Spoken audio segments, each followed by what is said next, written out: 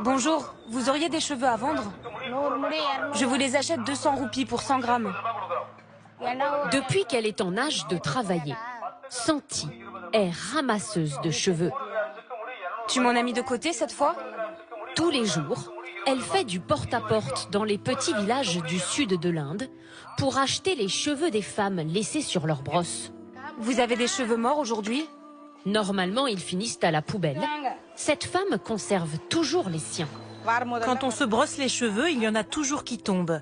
Plutôt que de les jeter, je les vends. En échange, ils me donnent de l'argent ou de la vaisselle. Ça fait 9 grammes.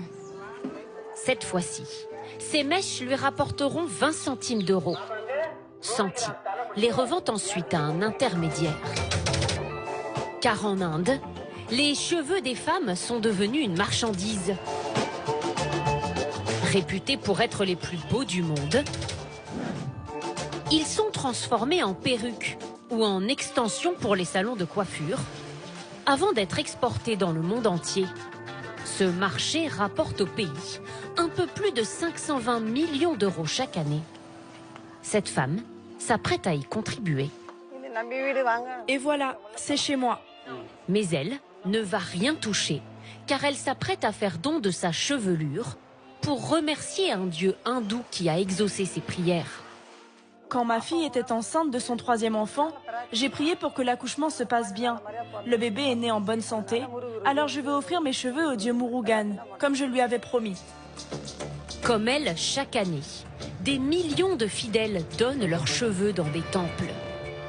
C'est ici, allons-y. Celui-ci existe depuis plus de 100 ans. Toute la journée sans discontinuer. Petits et grands s'y font raser la tête. Je voudrais me raser les cheveux. Je peux m'asseoir? Faire don de sa chevelure ne prend que quelques minutes à peine. Je vais doucement pour ne pas faire mal. Ce temple récupère ainsi plusieurs tonnes de cheveux chaque année. Vous savez ce qu'ils deviennent après? Non, je ne sais pas. Je n'en ai aucune idée. À part les employés du temple, personne ici ne le sait. Mais ces cheveux récupérés gratuitement seront vendus aux enchères à des entreprises comme celle-ci. Bonjour, comment ça va? Le directeur reçoit des livraisons au moins une fois par semaine. Voici une touffe de cheveux telle qu'on la reçoit des temples. C'est vraiment notre matière première. Ces cheveux sont triés, puis lavés, séchés et peignés, exactement comme s'il s'agissait encore d'une vraie chevelure. Ceux de meilleure qualité seront cousus un à un pour en faire des perruques.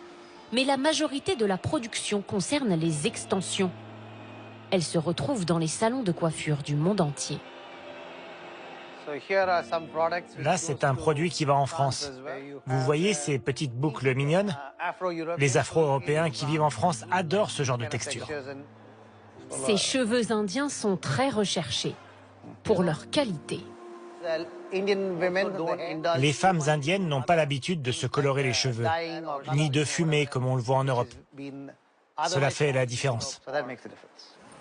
En Inde, le commerce du cheveu emploie 1 million de personnes.